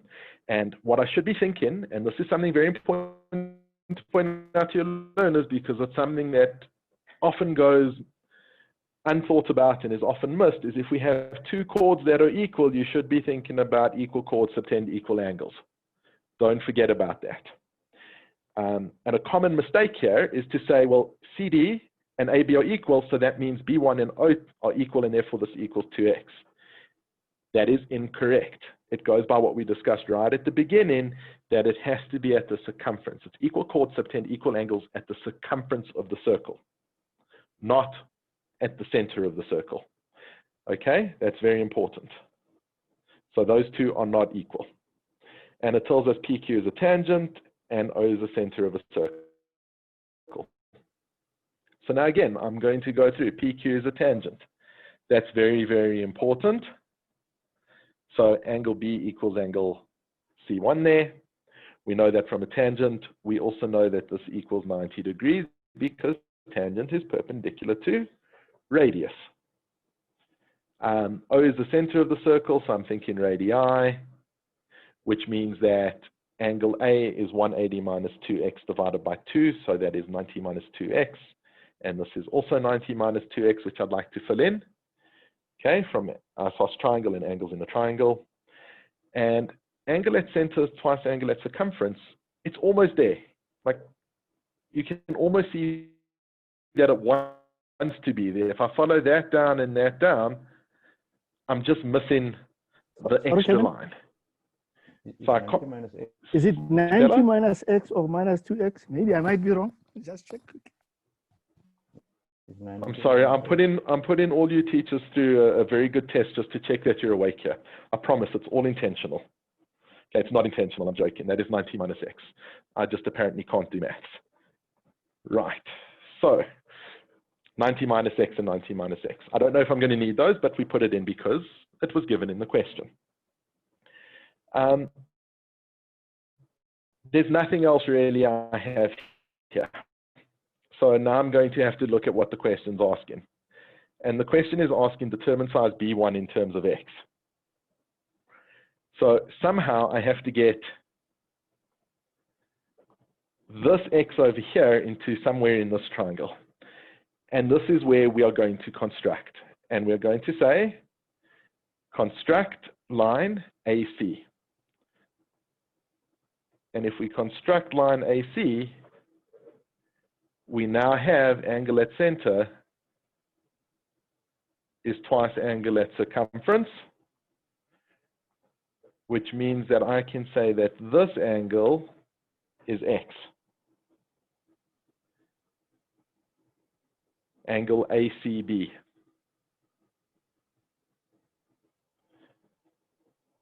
Everyone happy with that? I'm going to look at guys' comment there now.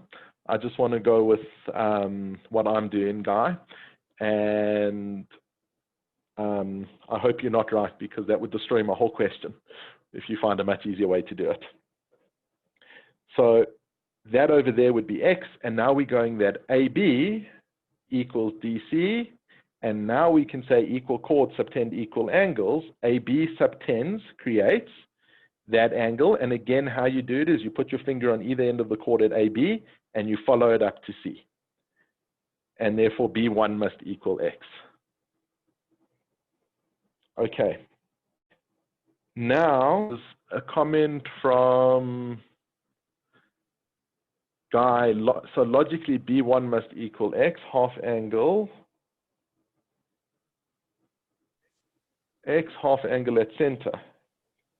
Guy, do you care to explain what you said? Yeah. If the chords A, B, and C, D are equal, and I've just got that other question fresh in my mind where we're sliding B around the circumference of the circle. If we slide chord C, D all the way around so that it overlaps A and B, then A and B is subtending O at the center, and CD, if we move the whole triangle CDB, BCD all the way around, so that A and B and CD are sitting on top of each other, angle B would that B1 would end up at about 10 o'clock on the circle, and that'll be an angle on the circumference, and O is at the center. So I'm just using the theorem I just made up that says you can slide a triangle all the way around the circle. I really do like that, and that is something that I think would get a lot of chatter in an examiner's meeting about how has a learner explained that, and it's logical. It absolutely is logical and correct what you said. It would be very hard to put that down on paper as like statement and reason, but I think if you could explain that properly on paper, I would say that a learner should receive the marks for that. The problem may be that if the person marking understands what the learner has said and if it even gets raised as a valid point. So absolutely, you're 100% correct in what you were saying. Hi, Kevin, can I? So that's a good point that guy is making. Does it look like a new corollary, so to say?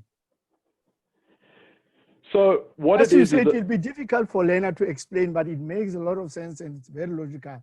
exactly. What guys basically, oh, sorry, I'm interrupting. Stella, carry on. Okay, I was just saying, to me, it looks like a corollary of some sort. I mean,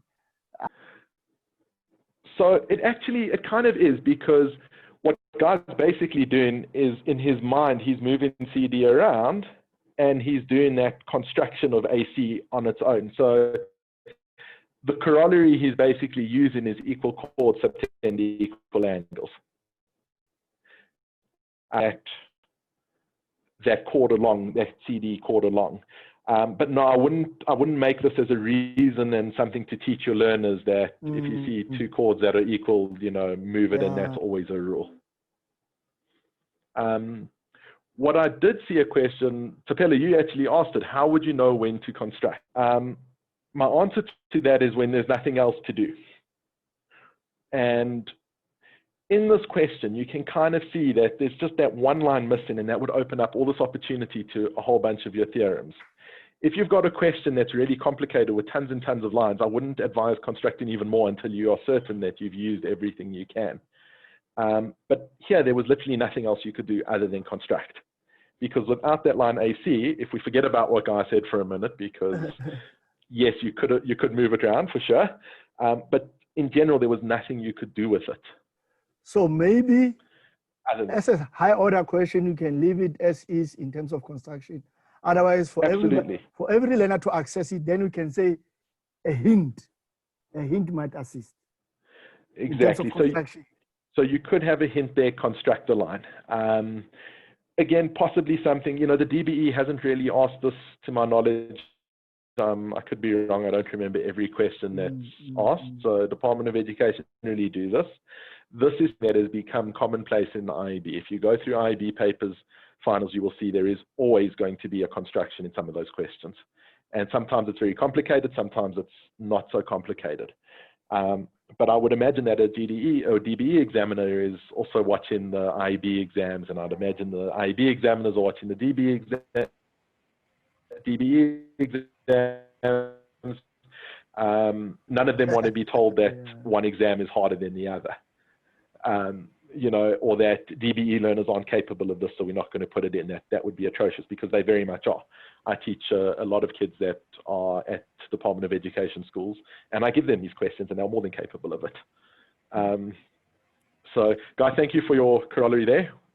I will put it forward to panels and see if we can use it as a reason, but for now, not really. Kevin, Tandy raised her hand. Yes, Tandy.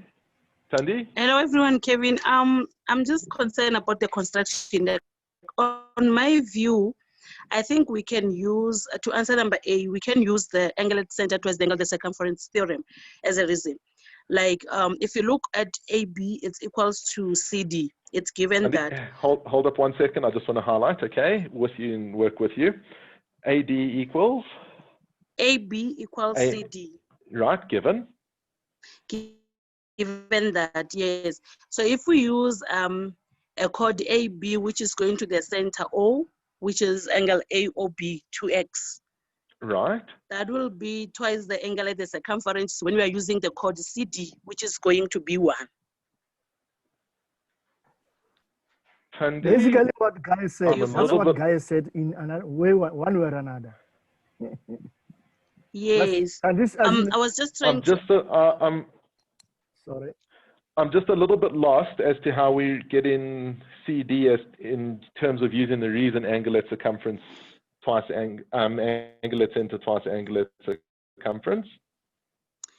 Okay, maybe let me just share what I'm thinking it can happen. Like we know that there's a theorem that says equal chord subtend equal angle if they were all going to the circumference, right? Correct. Right now we have one angle which is using the same chord, which is going to the center, and that same chord, which is CD, equals to AB. It's going to the circumference, which is at angle B1. Correct. So that takes us to angle at center towards the angle at circumference.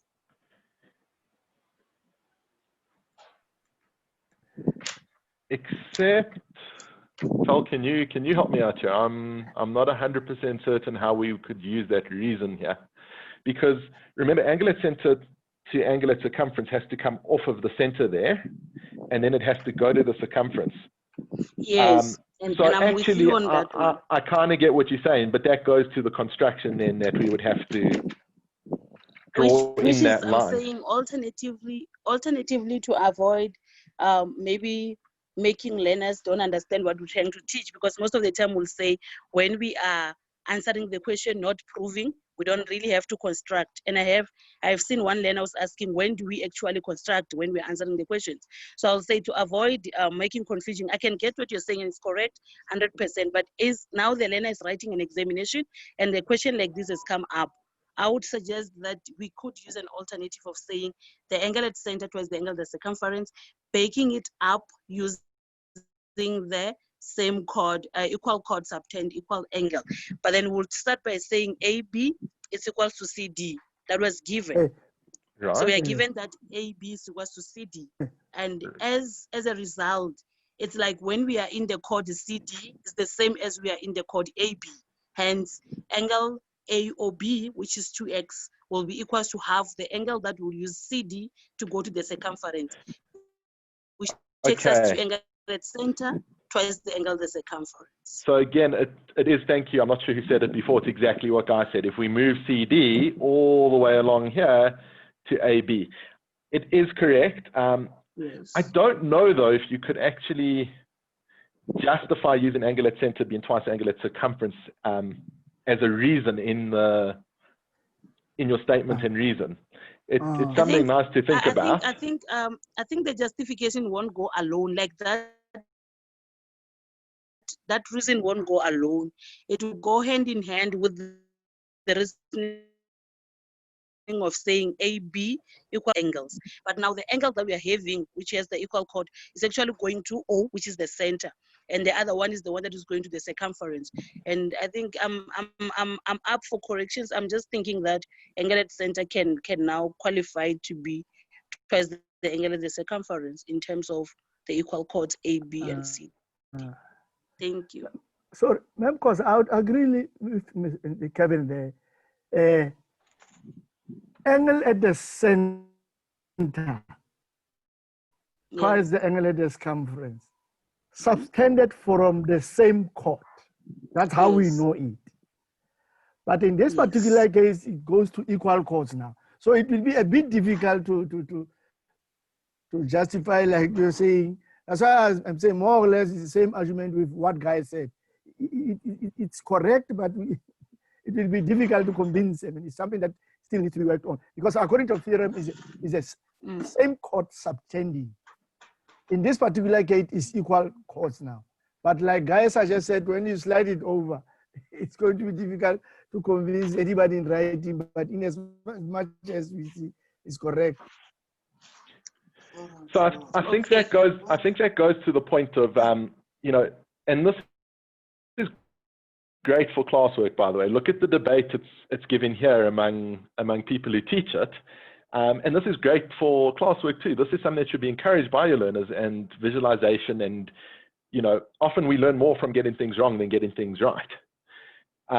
And again, I understand completely what you're saying, but I don't think in an exam, you know, you're basically coming up there with your own theorem without the deductive proper reasoning using your theorems. So I think there would have to be a lot of written explanation in terms of, you know, kind of what Guy said, if we move CD around, we can then see that when they align, that's going to form there, and then, you know, maybe do some drawing. It would be a very, very high order question if that's what was expected in an exam to do. But again, you know, learners are creative, learners come up with things, and we can't penalize them if they can explain something that is correct without breaking any maths rules. But to actually explain that would be very, very difficult. And I think you said to avoid the confusion of constructing a line. I think constructing a line is far easier in this case than to do that. So for DBE, again, constructing of lines I know is not encouraged that much by all our educators. And that happens until one day an examiner throws a question in like this. And then all of a sudden constructing of lines becomes very, very important. And to be honest, that's kind of what happened in the IB. I think I stand to correction here, but in 2014, all of a sudden a question came in with a simple construction, and all of a sudden from there it became very important to construct lines, and it's continued to be since that first exam, and maybe even been an exemplar. So, you know, what we said earlier on, we've given a diagram sheet for a reason. There is no reason why a DBE examiner could not expect a simple construction to be done. Kevin Farai has a comment. Everyone happy with that? Yes? Yes, please, Farai, comment. Oh, okay. I think everyone is getting me. I just wanted to touch on what Tan was also saying. I think it's also a valid, I don't know if the theorem or what that equal chords are equal to, do you agree? Farai, can I ask you, your voice is, you're breaking up there. Maybe if you could type what you're saying that we can all hear. What you say. Can I hear me now? Hear me? Hello? Farai, you're breaking up quite badly here. Would it be possible for you to just type it in? Okay.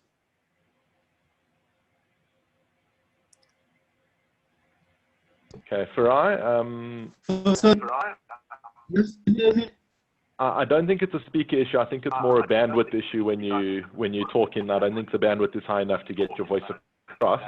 Maybe just type it into the chat and then we can respond. Yeah.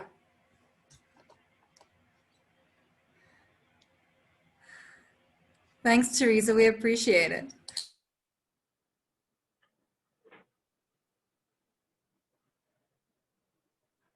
Kevin, I think we're hitting 4 o'clock. Perfect. Can we do one last, Farai, we'll come back to it once you put it in. I just want to do one last question with a construction, and I'm just going to go through it very quickly and then we can have some comments. And it's this last question here. Again, this is a question with a construction required. And it looks really complicated, but it's actually not so bad. So in the diagram, A, B, C, D, and E line the circumference of the circle with center O. Again, we're going to think of all the theorems that go with center O. But circle center O, remember please, angle in semicircle, that's often forgotten. And we are given angle A, or DAC is 16, and BCA is 33 degrees. And the first thing I'm going to look at there is I see a cyclic quad. I'll just highlight it. And I'd love to go through it slower, but we are heading to be a little bit out of time. So there's my cyclic quad, and again, the first thing I'm going to do is write in there for that this angle is 33 degrees, and this angle here is 16. Right. I'm getting rid of my highlighting because that makes it very hard to see. The question I asked to determine BEC here. And we head in on the hour, so instead of asking for comment, I'm just going to go through with it. Again, there is absolutely no way that I know of, I hope I'm not wrong, to work out angle E, because there's nothing we can do with this angle here. And angles in a triangle, there's very little. So again, once there's very little you can do and you filled in everything, we need to do a construction possibly. And the construction that I'm looking at is that if I put 2 lines in there off of my diameter, I know that that equals 90. And the other hint is I'm looking for an angle over here, which is part of that 90 degrees. Now that we've got that, this becomes quite hard to see, but this is where highlighting does become useful. What I've also done is I've created some cyclic quads. And we can all see that bow tie quite clearly, that this angle in here will then be 16 degrees from angles in same segment.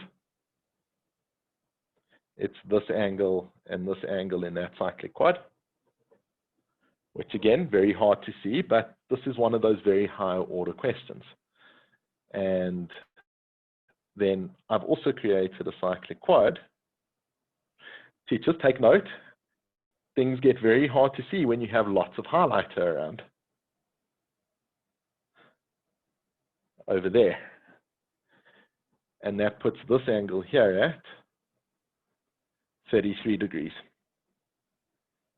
from your cyclic quad.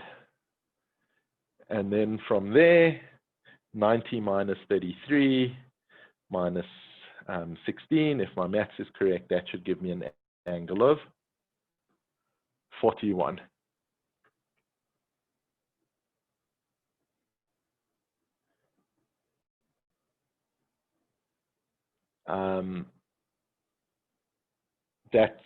That was a question which I would have hoped had a lot more discussion about it. But again, very hard question and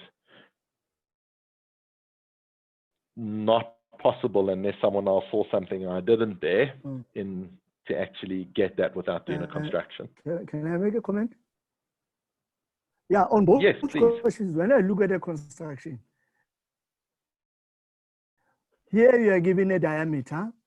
It means it is somehow it must be used. Hence, you constructed the 90 degrees. And when I look at the previous question, you are given equal chords. So somehow they must be used. They must be included in construction. But as you say, it's really a high order question, but it's interesting for us. Normally, we are not used to this kind of question. No, thanks a lot. Absolutely. And, you know, again, I stress, first do everything that you can do before you start making constructions, because constructing can be dangerous. But in both of these questions, there was very little information given and very little you could actually do without doing a construction. And for the IEB teachers, you know, it's a question I get from IEB students all the time. How do we know when to construct? And my answer to that is always try everything first and then construct lines if there's something obvious that is needed. And you can kind of see with all the questions, it's almost there, but there's just 1 or 2 lines you need to add. Don't go start adding 10 lines to your diagram to make your own cyclic quads and, you know, put every theorem you can on there. But it is a nice question. These questions are nice. It does create a lot of visualization, which learners should get used to seeing. And even if it doesn't come up in the DBE, I do believe it creates important skills for DBE learners and helps them to actually see other things in diagrams. So still very nice to give these type of construction questions. And I mean, Tal, you're welcome to give my details to everybody on the webinar. And, you know, if people want questions or do anything or need help, you're welcome to contact me. Sometimes my email does get quite busy, so it might take me a little while to get back to you, but I do try and get back to everybody. Okay. Thanks, Kevin. Is that you wrapping up? That's me wrapping up. There was a question there. Is it not possible to use exterior angle of a triangle? I'm not certain, but if there are other ways to do it, if someone does know, then with pleasure. I don't mind staying a few minutes after when the webinar is scheduled and just discussing it. For those that have to go or would like to leave, please feel free. But I didn't see another way to do it. But very often as well, when you're coming up with questions, it often you come up with what you're trying to examine and you miss an easier way of doing it. Yeah, absolutely. So if anybody wants to, there's the original question. If anybody wants to give an alternative way of doing it, please do.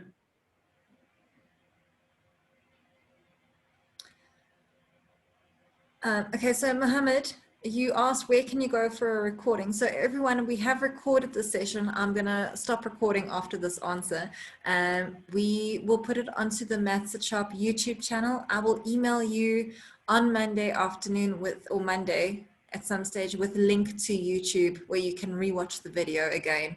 I must say, I wish I'd had Kevin as a teacher when I was doing matric, because suddenly everything made sense to me. So that's really great. Thanks, Kevin. We really do appreciate your time. I see lots of thank yous in the chat section. And we really appreciate Kevin's time here. I just want to mention before we leave that we are doing Future Fund 2.0 again, which is we are raising money towards putting calculators into students' hands. So for every 200 Rand that you donate, we will match a donation of a calculator to those students. So if you know anybody who wants to do something, we are doing it through CASME. I have the Zapper link, which I will again send on Monday as well. So if you do donate through CASME, and then you'll get a tax rebate. So if that's something that you want, you know, a good deed plus tax benefits is always great. But yes, please pass that information along. And thank you again, guys, for joining us. We really appreciate your time. I think this was by far one of the most informative sessions we've had. So thank you, Kevin. It really was amazing. I really, really enjoyed it. Only a pleasure. And I see that someone who posted a comment, I think it was about the exterior angle of the triangle, that says it's not possible. Shucks. Okay, awesome. Thanks, guys. Enjoy your evening. Kevin, enjoy the little tiny bit of family time that you now have. If we only had some similarities in this one, it would have been nice. So, Tal, I did actually discuss that with you. Yeah. So it does say that it's only grade 11 geometry today. Yeah, so when you say similarities, you're talking about obviously proportion theorem and all of that stuff for the grade 12 Euclidean. Tal, I'm happy if everybody wants to do a Euclidean workshop on grade 12 as well. We can do it. I just need a little bit of time. The science book, as I said, is coming out later this month. So that's going to take up a lot of time up until then, but possibly next month before exams start, I'd be more than happy to do a grade 12 Euclidean session as well. Awesome, fantastic. Guys, we will, if any of you are new to Maths at Sharp, we will include you into our newsletter database, and we will send you information on any new webinars that happen. So as soon as Kevin and I set a date, we'll advertise it again on the Maths at Sharp on Facebook, as well as through the email that we send out. So we'll definitely let you know with enough time to plan to be. I assume, Kevin, it'll be about the same time at 2 on a Saturday. Yeah, possibly. I mean, if everybody does prefer morning, we can kind of try arrange something, but normally I teach from 9 till 1 on a Saturday with my groups. So most likely 2 o'clock, but if it's a real big problem, we could possibly move my lessons to the afternoon and do the webinar in the morning. Just try and get some feedback possibly about times for everyone. Sure, I'll do that. I'll put it into the registration. Thank you very much, Talita. It's a pleasure, guys. Thank you very much, Kevin. I'll mail you. Thanks, guys. Have a wonderful afternoon. Enjoy. Looking forward to some more. Same for you, madam. Thanks, Hello. Thanks, everyone. Have a lovely day. I'm That gonna was so Sorry? Thank you everyone. Bye-bye. Very much. Cheers. Thank you very much. Thanks, Lamola. Thanks, Cheers. Tal and Kevin. Have a nice weekend.